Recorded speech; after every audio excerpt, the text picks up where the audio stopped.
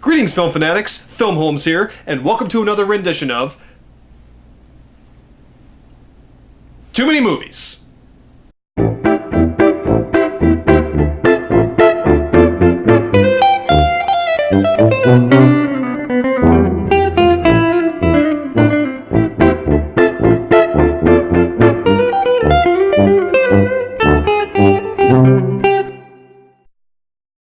Okay, so last weekend, I went to something called Indie PopCon, which was in Indianapolis, Indiana, and had an amazing fucking time. It was one of the best weekends of my life.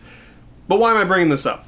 Because filmmaker Kevin Smith, who I'm sure a lot of you know, one of my all-time favorite writer and directors, one of my favorite writers, not so much directors, but I do like his directing, but nonetheless, he showed his newest film, Yoga Hosers, that night. He did a Q&A at the beginning, he talked, and it was the first time I ever got to see the man, Kevin Smith, live and in person, and it was just fantastic. It was, I hate to be cliche and say a dream come true, but for a guy who loves films as much as I do, and I love Kevin Smith films, it was great, and I got to see Yoga Hosers to boot.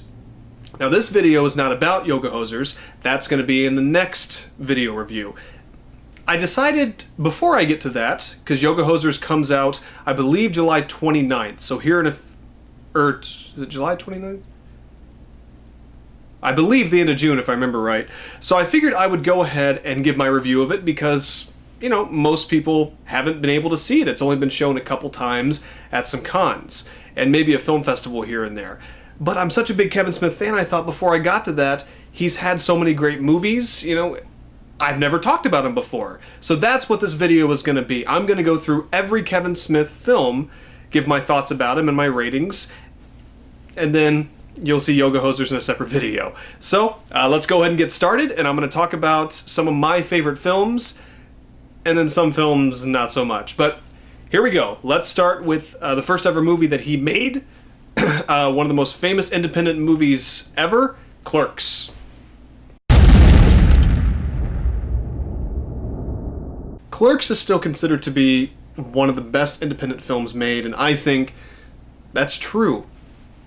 Even for 1994, it was different. It was a movie where there wasn't really much directing, you know, or really much cinematography. It was these long one-shots, but these very realistic characters with Dante, you know, and Randall. And the dialogue was just so much fun to listen to, and he talked about things, Kevin Smith, he wrote about things in the movie where they talked about different things like Star Wars and life for kind of a young 20-year-old almost loser, and wanting more with his life but not really knowing how to pull that off. And to this day, it still sticks with people, and it speaks to a younger generation, or really any generation, because you don't have to be in your 20s to feel this way. And the script is just still one of my favorite movie scripts ever. It's just so much fun to listen to, and you can relate to it, and it's in black and white, which makes it different, which they did that because it was cheaper than having color film, because they actually shot it on film back in '94. This is before the digital age took over, like how I'm shooting this video now. And Clerks is still one of my all-time favorite movies, and it taught me a lot, and it got me into loving film and filmmaking even more. And actually, if I can find it, this DVD set, the Clerks 10 DVD, is what really made me a fan of film. Honestly, I love a lot of movies, but this one, and there's also a documentary on it called The Snowball Effect, The Making of Clerks. And if you want to get into filmmaking, or if you're interested, just watch that documentary. It's not going to teach you how to be a filmmaker, but to see what Kevin Smith had to go through just to make this movie, and to see his vision up on the big screen, and how there was a lot of luck, but a lot of hard work, it's amazing to watch.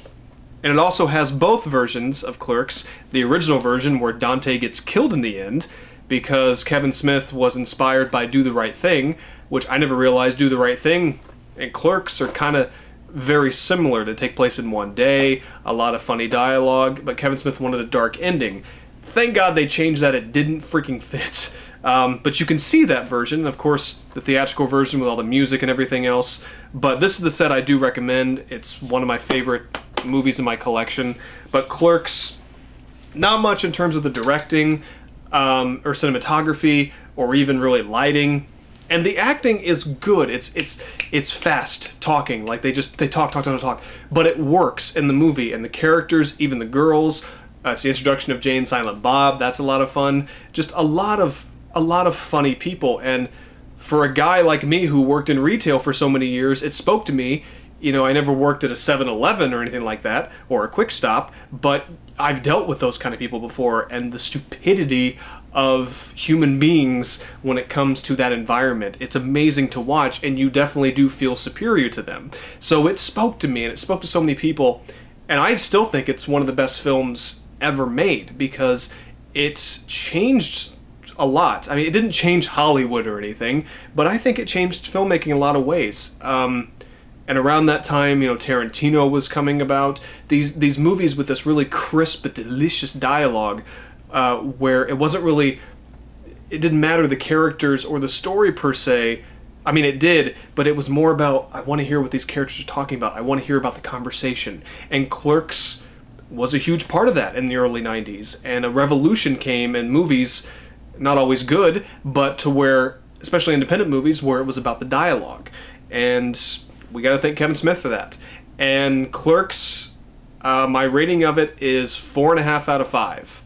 I can't give it a 5, but I think 4.5 is very fair. It's very groundbreaking. It still holds up to this day, 22 years later. Good Lord.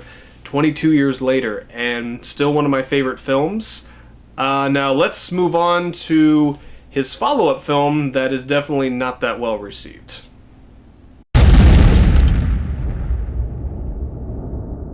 Alright, Mallrats, the follow-up to Clerks. Clerks was released by Miramax, it was bought by them, it had a theatrical run. Didn't make a shit ton of money, but I mean made a lot considering it had like a $27,000 budget. It made a few million, and it was enough to get him another movie. What can I say about Mallrats? Mallrats, I think it's a lot more entertaining than people give it credit for. It's fun, but it's very similar to Clerks. The two main characters are very similar to Dante and Randall. I mean, now, yeah, it's in a mall, but it's still a different kind of movie, and it does have something to say. Not as much as Clerks, and people don't relate to it as much, but I'm still very entertained by it. And to me, what I like the most about Mallrats is that it screams the 90s. I mean, Clerks does too in a way, but Mallrats to me, with all the stuff in the film, it just screams the 90s to me, so it's very nostalgic. And I like that. I like movies that remind me of the 90s. I'm a 90s kid, and that's my favorite time periods, you know? It may not be the best, but it was my decade, and I will always be nostalgic for it.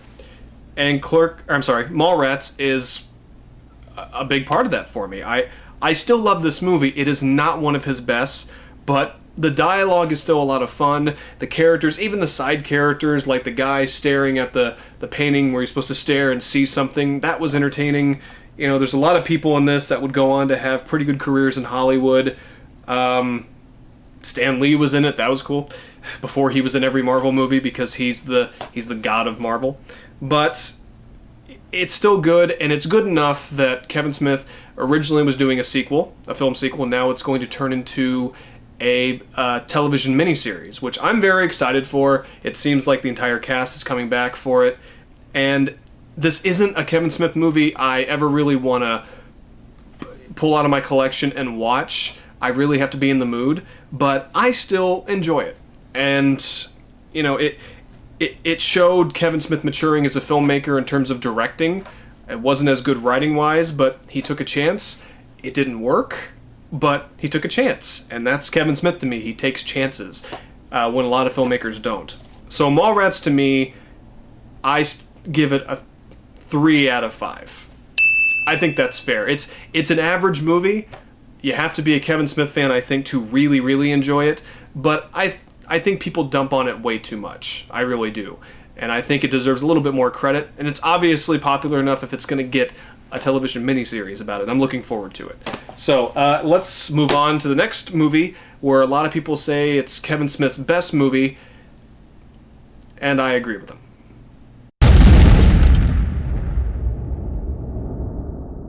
Chasing Amy. A lot of people still consider this to be Kevin Smith's finest work, and probably the highlight of his career, and you know what? They're 100% right. This was such a unique idea, where, you know, two guys who work in comics, or really weren't movies about that, Ben Affleck and Jason Lee, and my favorite Jason Lee performance as Brody,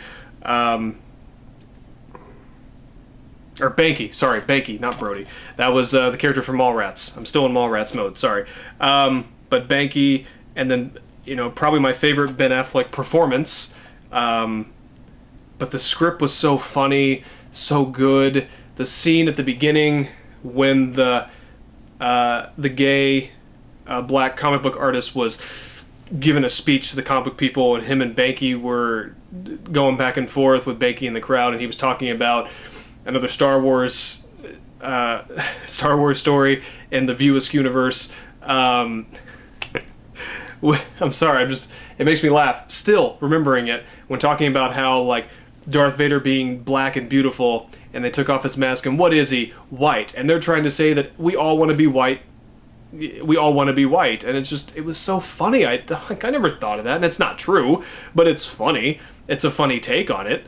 And that's the Kevin Smith dialogue that we want. And the unique story of Ben Affleck falling in love with a lesbian, and the lesbian, you know, falling in love with him and turning, I think a lot of people, especially in the gay community at the time, or even now, they took that as like, well, it's a choice. And being gay is not a choice. But we have to admit that some people, they do flip-flop. I mean, it's called bisexuality. Some people flip-flop between liking guys and liking girls, and that's the whole point of the story. It's who you love. And I love the ending to this movie. It makes me sad but happy at the same time, and it's still my favorite Kevin Smith movie. It still feels like an independent movie, but it also feels like a Hollywood movie at the same time. It's real weird. And, you know, the direction was good in it. The script was amazing. Clerks means more to me, but this is my favorite Kevin Smith movie. This is, to this day, 5 out of 5. It still is. I mean, it's not a perfect movie, but it's Kevin Smith's finest, and I know people keep wanting him to make another Chasing Amy, and he says he can't. This was where he was at the time. This will never happen again, but we don't need it to. And it might be my favorite Kevin Smith scene of Jay and Silent Bob in the cafe with Ben Affleck's character. Holden. I love that scene where Silent Bob, after 3 movies, finally really talks, doesn't just say one thing, and Kevin Smith knocked out of the fucking park performance-wise, talking about the story of his girlfriend Amy, which is where the whole Chasing Amy name came from, because the woman's name that Joey Lauren Adams' character, Alyssa, her character is not named Amy, it's Alyssa. So, you know, you finally get to see that story, but it's a great story about love and sexuality, and how, as a man, you could really fuck up. And I love it so much. I really, really do. Let's move on to the next one that slaps Catholicism right in its fucking face.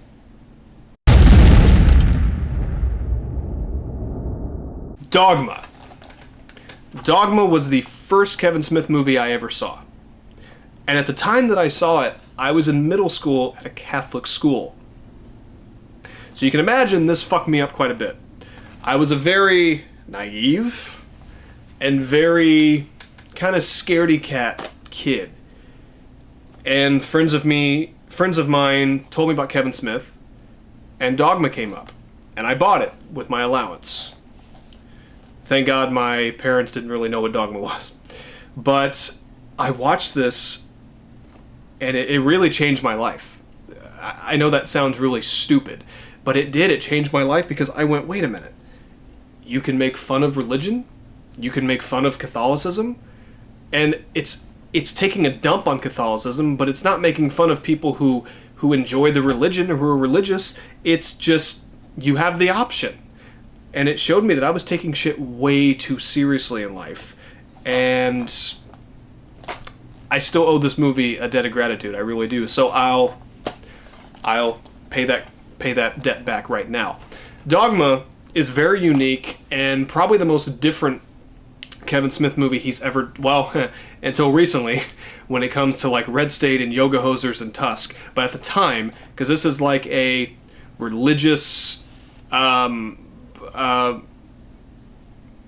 mythology in this movie that he tackles, where it's two angels, come to Earth. And I realize that with the movies, I haven't gone into what the movies are about or anything, but since I'm reviewing so many, I don't want this to be a 2-hour-long video, so I'm just trying to get down to the reviews, sorry. But, two angels who are trapped on Earth and have been for a long time find a loophole in Catholicism to get back into heaven, but if they do, the Earth will cease to exist.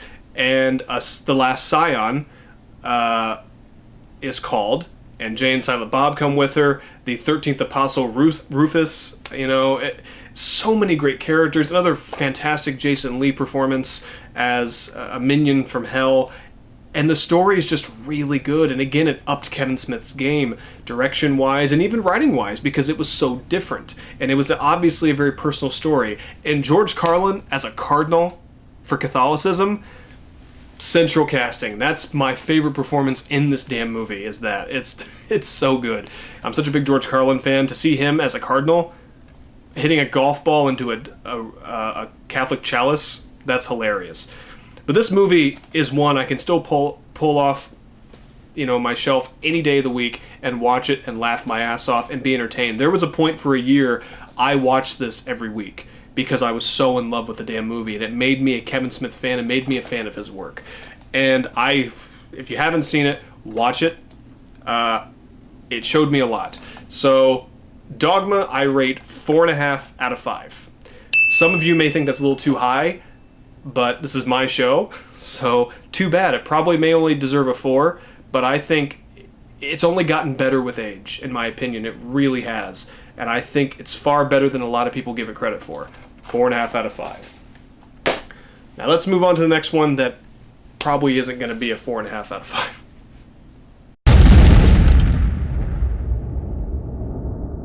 Alright, Jay and Silent Bob Strike Back. The movie that was supposed to bring an end to the View Askew-niverse. This was the second ever Kevin Smith movie I ever saw, and at the time, I was, when did this come out? 2000? I can't tell. I loved it. I was, a teenager. This was a raunchy movie. I remember my dad walked in when I was watching it, and it was during the first scene, and Jay was going, fuck, fuck, fuck, motherfuck, fuck, motherfuck, noid. And he was like, I really should not be letting you watch this. And I was like, fuck you. I didn't say that. But I convinced him to, let me keep watching it, and thank God, because look how I turned out. But I still love this movie. Again, it's a nostalgic movie for me, and I very much enjoy it. It's not one of Kevin Smith's best, but it is actually one of his more entertaining movies, from beginning to end. Jay and Silent Bob finally got their own movie after being in the background for 4 movies. It seemed appropriate. It seemed like an appropriate end to the View Askew-niverse, so Kevin could move on, which he didn't, but we'll get to that. And I still love this movie. It's just fun. It's just a fun, funny movie. It's very immature, but I mean, Mark Hamill as a villain cockknocker? Why would you not watch a movie where he was cockknocker? I was really hoping, though, in the movie, it was a parody of Star Wars, which was great, but he'd be Joker at one point, and he'd be like, oh, I'm cockknocker, whatever, and that would have just fucking blew my mind, but, it was more about the Star Wars, of course, but it was hilarious. A lot of big cameos in the movie, a lot of people from past movies, and I still love this. And because it's so entertaining, some people may only rate this like a 2 or 2.5. I mean, Jay and Silent Bob, they get a monkey in it. They get a fucking monkey. How awesome is that? But it brings together all the stuff from the past 4 movies, and it does kind of wrap everything up until Clerks 2.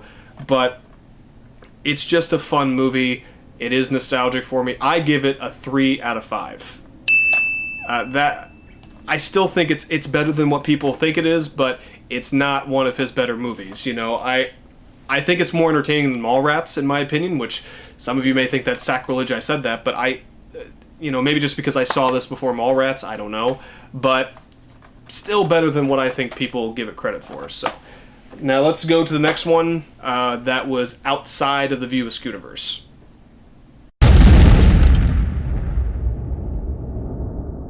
Jersey Girl, which, when you say this movie to a lot of Kevin Smith fans, you go Jersey Girl, they go, you know, it's almost like throwing holy water on a demon. And you know, when I first saw this, I did not like it. I thought it was cheesy. There are certain parts I liked. I really liked the young girl, the actress. She was really good. I didn't like that Jennifer Lopez was the wife that died. Spoiler! Happens in the beginning. Fuck off. I really enjoyed George Carlin's performance. It was different.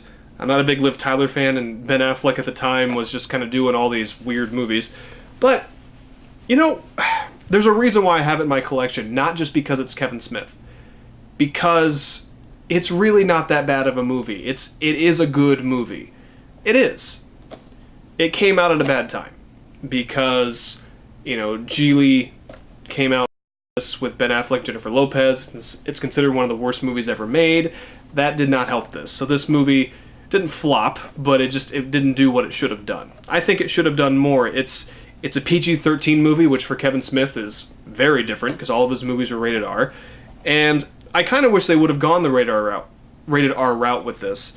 But again, he was trying to do something different, and I commend him for that. Rewatching it, it's better than I remember. It really is. There's a lot of good stuff in this. If it would have been made by a different writer-director, it might have been praised a little bit. But because it was Kevin Smith, it's kind of dumped on. But if you hated it before, and I did not like it at all, watch it again. It's better than you remember. Or you'll still hate it. I don't know, but try to give it a second chance. And Jersey Girl, it's different.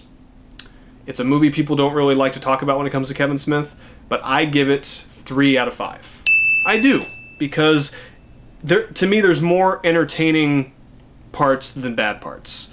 And there's some stuff I would change, but he told the story he wanted to, and a lot of hard work went into it. And again, give it another try, okay? It's the movie that people said would ruin Kevin Smith's career, and it didn't. But, you know, people were weird. But there's a reason why I have it in my collection, like I said. It is a good movie. Now, next one.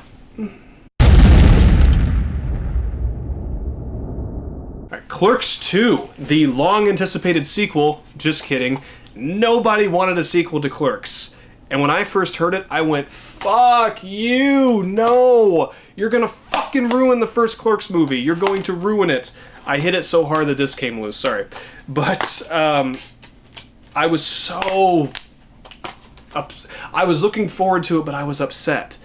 And I went to see this in theaters and was very pleasantly surprised. Very pleasantly surprised by this movie. To me, it's a better made movie than the first Clerks. It wasn't as groundbreaking, or not, this wasn't groundbreaking at all. But it's a better story, I think. The ending is perfect.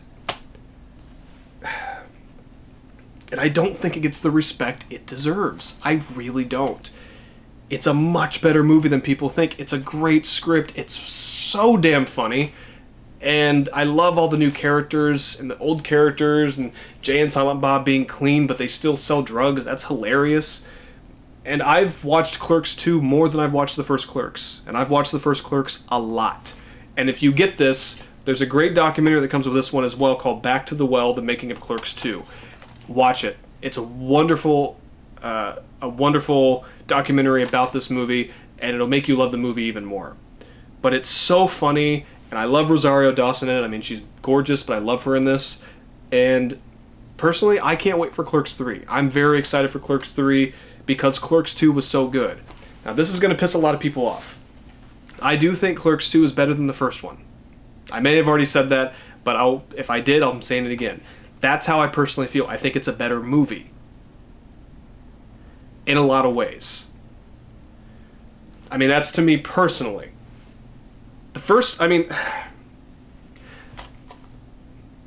Now I want to backtrack that. Because it's hard to say, like, I think it's a better made movie than the first Clerks. I think it is a better movie than the first Clerks. But Clerks is it's groundbreaking. It's more memorable than Clerks 2. I'll give it that. So hopefully that made some of you not leave me some nasty comments. But again, that's how I feel, and I love Clerks 2. I give it 4 out of 5. Maybe a little high to some of you, but I love this movie, and it's highly rewatchable. And again, I want it to get the respect it deserves, and I hope Clerks 3 is just as good as this one. Because after the first 2 Clerks movie, you know, Clerks 3 will make it a trilogy, and I hope it's as good as the first 2. It's going to have to be. So, alright. And Clerks 2 closed out the View Askew universe, I guess until Clerks 3, well, and then Mallrats 2, so never mind, it's not fucking closed. But let's move on to a movie that I think a lot of people forgot even came out.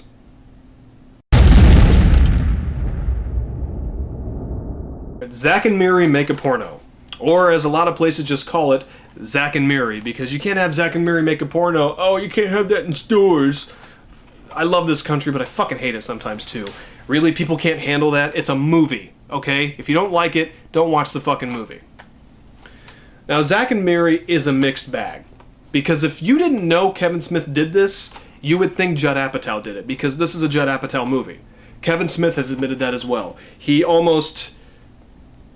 The movie changed, you know, while he was making it, because he was kind of jealous, because these people, like Judd Apatow and Seth Rogen, they wouldn't be around if it wasn't for Kevin Smith films. Kevin Smith was almost 15 years too early with his movies, but if it wasn't for him, we wouldn't have 40-Year-Old Virgin or Knocked Up, or any of those movies like that, or the Hangover movies, shit like that. Those movies wouldn't exist without Kevin Smith. I truly believe that.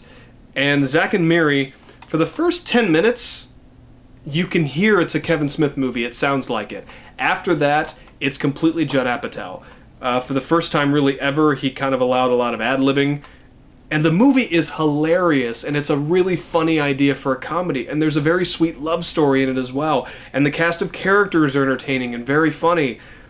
But, yeah, it's not a Kevin Smith movie. It really isn't.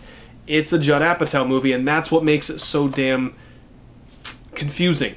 Because I didn't get this to watch a Judd Apatow movie. I got it to watch a Kevin Smith movie. I'm very happy with what I got. This movie is so damn funny. And it's entertaining. It's a good movie for what it is.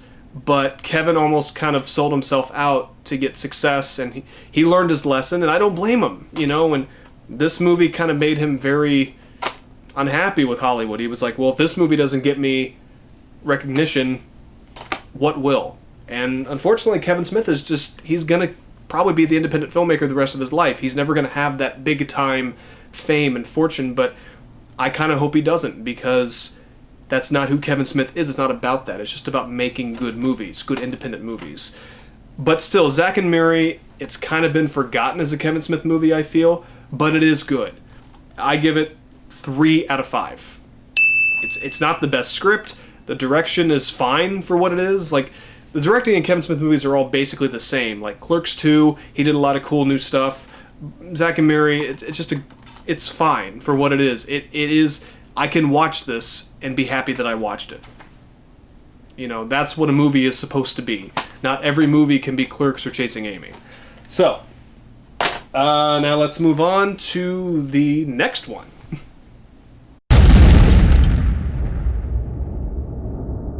Now, technically, the next Kevin Smith movie is Cop Out, because he directed it, but he didn't write it. That's not a Kevin Smith movie. I don't count it. I haven't watched it. I'm probably not going to, you know, unless someone happens to just give it to me for free. But the next movie Kevin Smith did, it took him a little while, because he was so disappointed with Zack and Miri that he talked about giving up on filmmaking completely. He was just sick of it. He was tired of it. He was doing his podcast, which he still does, and he was making money other ways. His days as a filmmaker was almost over. And then he made Red State.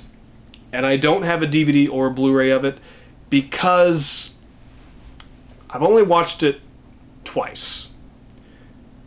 And it's probably my least favorite Kevin Smith film. I know a lot of people did like it and a lot of people didn't. It's not a bad movie. I did enjoy it and I want it in my collection. I just don't want to pay more than like $5 for the DVD. So I'm just waiting to find it cheap somewhere, and I just haven't yet. But I do want it because it's Kevin Smith, and I wouldn't mind watching it again. My issue is I love all the stuff with the crazy cult and all that stuff. I really like that stuff. And John Goodman's fantastic in it. I love John Goodman. I like that stuff. When it gets to that point, and I can't remember his damn name, but the guy who plays the main preacher is amazing. It's freaking fantastic. Hang on. Michael Parks, that's his name. Michael Parks. Fantastic actor. And he was just phenomenal in this. My issue is the movie's not long enough. It's not even an hour and a half. To me, this should have been a 2-hour movie. And I think Kevin, it just seemed like he got a little lazy with the script. Or he cut out a bunch of shit, and he shouldn't have. Because my main problem is with the main characters, the 3 boys. They're dicks. They're assholes. They're dicks and assholes, okay? I don't like them. If any of them get hurt or more, I don't care. I'm happy. And I get that he's writing these as dicky teenage characters, that's fine, but we have to like them. And Kevin Smith failed in that department when it comes to these kids. I couldn't stand them, and I was hoping that they would get murdered the whole movie. And it just took me out of it a little bit, because why would I watch if I'm not kind of rooting for the main characters? You know, I mean, I like what he was trying to say with the movie. I like the ending. I like the whole stuff with the cult, but it wasn't even an hour and a half, and it should have been much longer. There should have been much more time given to the main characters, and they should have been given a little bit of heart. So I think this isn't a good movie. It has good parts, but I don't enjoy it. And hopefully one day I'll change my mind.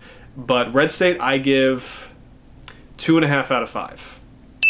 That's the highest I can give it right now. I hope to rewatch it someday when I get it on DVD or even Blu-ray, but for now, it is still my least favorite Kevin Smith movie. Now, let's move on to a movie that... Let's just get to it.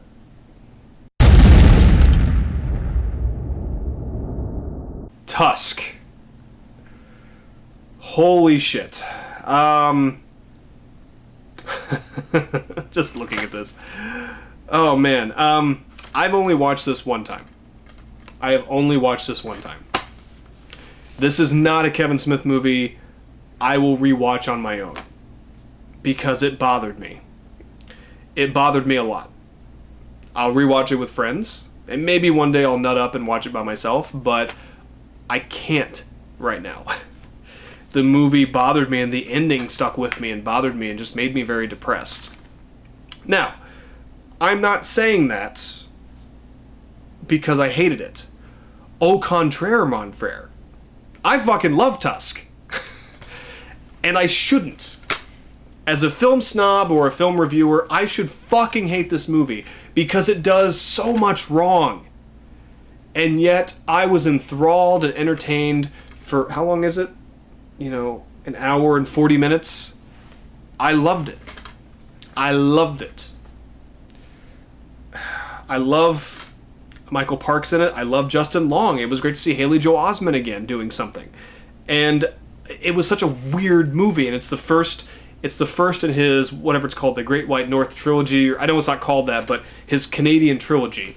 And Yoga Hosers being second, and then Moose Jaws being third. And I should hate this movie because, frankly, the comedy in it, while good, I don't think should have been in it. This should have been a straight-up horror movie with some comedy elements. Now, you know, I won't ruin it. There's someone in it, and we also get introduced to the Colleens in a scene, the two clerks and Yoga Hosers, but there's someone in this that you will not expect. They don't even put him in the cast. And he has this long scene. It's way too long. And it's a big-time Hollywood actor, who I'm sure a lot of you know is in this. He's also in Yoga Hosers. And he just is so fucking funny, even though the scene went on way too long and the comedy was so stupid but fun. I didn't want it to end, even though I wanted it to end. But the movie kept me in stitches. It kept me in stitches. Like, I was laughing, but then I was fucking horrified. And it's not his best script. You know, I mean, the whole thing about someone turning someone else into a walrus is horrifying, and it was scary, and it's disgusting. Yet I couldn't stop watching it. And this is a movie that people either vehemently hate or they really enjoy it, and they see this movie made Kevin Smith love filmmaking again, and for that I love it, because I don't think he should stop filmmaking. You know, he's not going to make the movies he made in the 90s. That was a different time era. He's going to make stuff like this. And you know what? You're either entertained by this or not. And I was very entertained by this. Tusk, I give a 3.5 out of 5. I do. I was going to give it a 3, but I very much enjoyed it. I think it deserves a 3.5. And I understand completely if you hate it. I do. Even Kevin Smith has said that. But for some weird fucking reason, I love it. Even with all of its flaws. So there you go. Every Kevin Smith movie except for Yoga Hosers. That will be the next video where I'll talk about it. Kevin Smith is still one of my favorite writer-directors. I love his work. I think he's funny. He's just entertaining. I could listen to him talk forever. I love his podcasts. I love a lot of the shit that he's done. It's just good stuff. He's very talented. And he's really changed. You know, of course, he's a big pot smoker now, which good for him if that's what he needs, or, I mean, fuck it, good for him, you know, if it makes him less scared. In a way, it said pot kind of took away all of his, you know, like, his worries and his fears, and great. And if he's gonna keep making movies, I'm happy about that. I want him to keep making movies, because he could make the next Chasing Amy. He could make the next Clerks. We don't know. But for now, he seems very inclined to make kind of almost B movies, just higher quality, and that's fine. And I'll leave it at that, because will lead into Yoga Hosers. So, Kevin, keep doing what you're doing. Thank you very much. I'm still a huge fan. And if any of you weren't fans of Kevin Smith, hopefully this video will make you go watch his work. So I'm Filmholmes. This was another edition of Too Many Movies. I'll see you on the next one for Yoga Hosers. Take care.